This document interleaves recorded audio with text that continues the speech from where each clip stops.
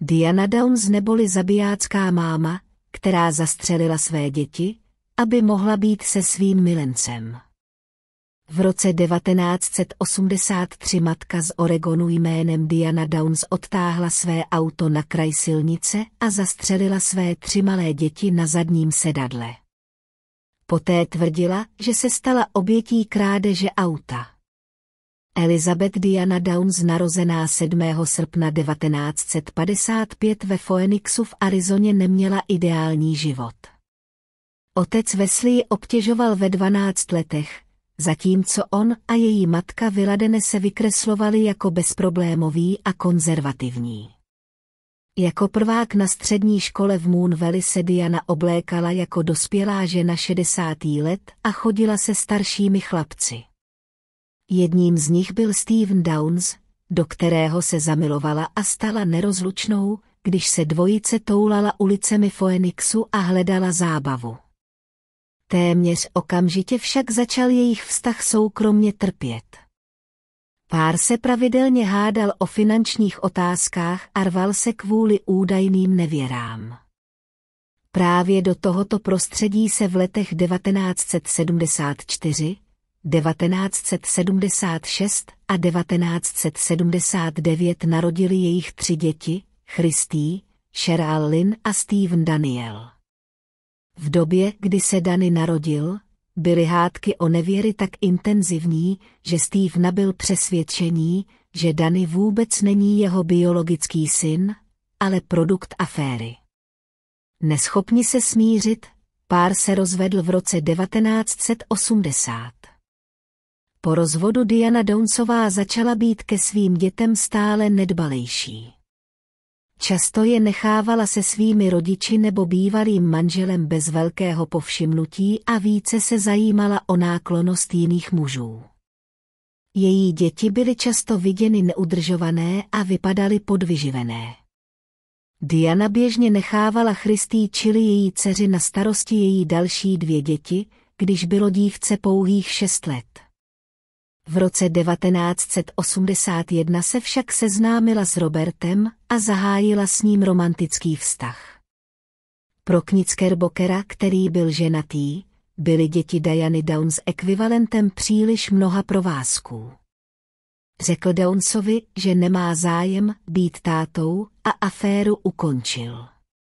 Během 2 let by se pokusila zavraždit své děti v nadějné snaze získat zpět jeho náklonnost. Léta se zdálo, že Diana Downsová má úžasný život.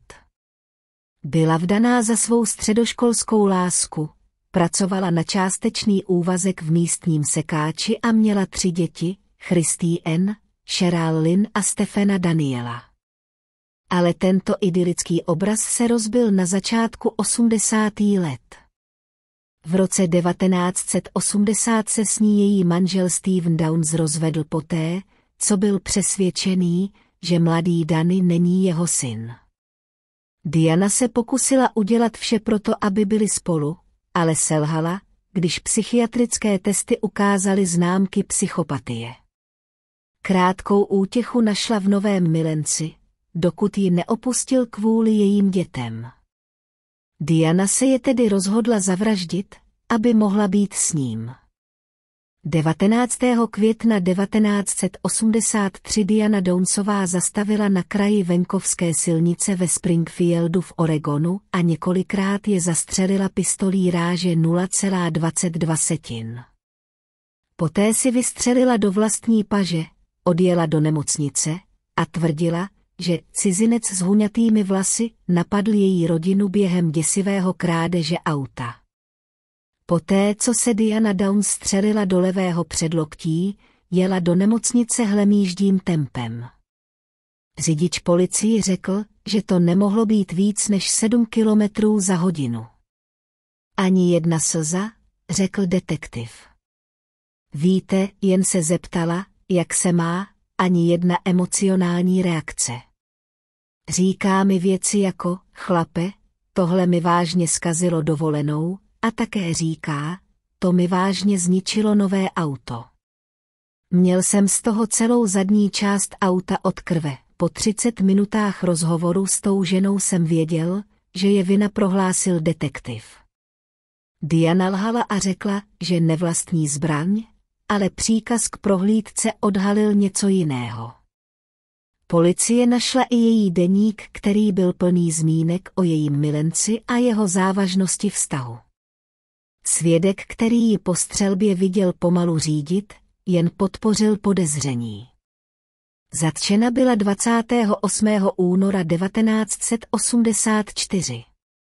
Když byla 7letá Cheryl mrtvá, 3letý Danny ve 3 letech ochrnul od pasu dolů a 8letá Christy utrpěla mrtvici, která narušila její řeč. Úřady zpočátku Downsovi věřili, ale nenadlouho. Dokud se Christy nevzpamatovala a neřekla jim, kdo ji skutečně zastřelil. A když se její dcera Christy vrátila k řeči, fakta byla jasná.